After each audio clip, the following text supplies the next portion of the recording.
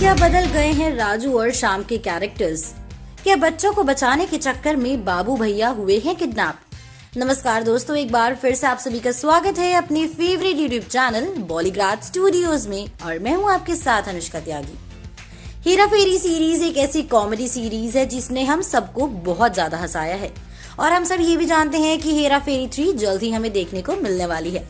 दोस्तों, इस फिल्म को लेकर जिस तरह की खबरें हमें सुनने में मिल रही हैं, उस हिसाब से तो हो सकता है कि इस बार कैरेक्टर्स में कुछ बदलाव आएगा। हालांकि राजू, श्याम और बाबू भैया तीनों एक साथ दिखेंगे, लेकिन हो सकता है कि इस बार राजू, श्याम और बाबू भैया एक अलग अंदाज में नजर आए। जैसे कि दोस्तों, हो सकता है कि बाबू भैया एक अनाथालय के मालिक बने हैं, जिसमें बचपन से श्याम और राजू भी रहते हैं।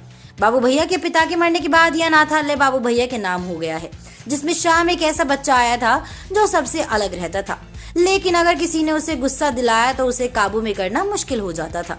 और दोस्तों, बड़े होने के बाद उसने अपना सारा गुस्सा वर्कआउट या एक्सरसाइज में करने में लगा दिया, जिसकी वजह से अब उसके मसल्स देखकर ही कहा जा सकता है कि श्याम से पंगा लेना मतलब अपनी मौत को इन्विटेशन देना है।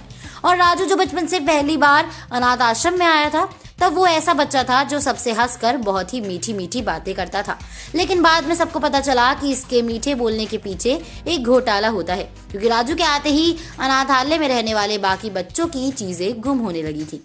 खैर, राजू ने अब चोरी करना तो छोड़ दिया है, लेकिन अब वो स्कैम मास्टर बन गया है।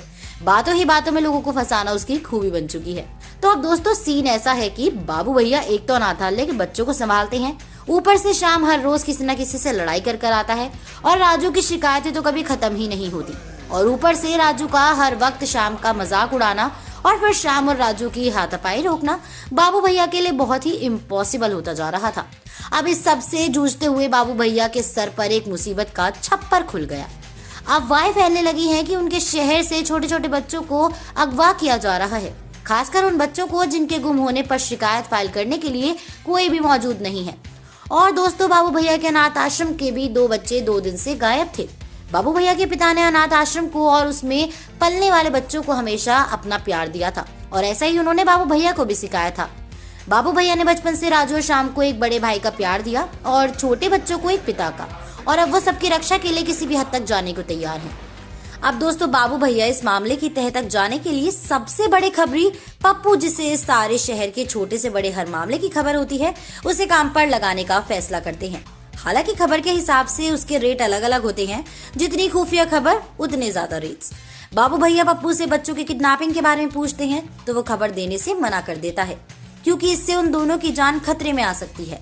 लेकिन दोस्तों, थोड़े ज्यादा पैसे जेब में डालते ही पप्पू का मुंह अपने आप ही खुलने लग गया था, और बाबू भैया को पता लगता है कि एक बाबा जो लोगों के विश्वास का फायदा उठाकर आजकल एक महान गुरु बन गया है, इन बच्चों के अचानक गायब होने के पीछे उसी का हाथ हो सकता है। बाबू भैया ने राजू और श्याम को इस बारे में कुछ नहीं बताया, क्योंकि वो जानते थे कि अगर श्याम यहाँ उनके साथ होता तो अभी तक इस बाबा के 4 दांत टूट गए होते, और अगर राजू यहाँ होता तो ना जाने किसके साथ कितना बड़ा धोखा होता। और दोनों की स्थिति बाबू भैया के फेवर में इस वक्त नहीं थी, तो दोस्तों वो ठीक अपने पिता की तरह शांति से काम करना पसंद करते हैं। इसलिए दोस्तों, बाबू भैया ने मामला अपने हाथों में लिया और वो बाबा के पास एक भक्त बनकर गए ताकि वो उसकी छानबीन कर सके। और दोस्तों, उन्हें सच का पता भी लगा जब वो बाबा और उसके 2 चेले बच्चों के ट्रक को कहीं भेजने की बात कर रहे थे। लेकिन दुर्भाग्य से बाबू भैया जिस वक्त छुपकर उनकी बातें सुन रहे थे, तब वो पकड़े गए।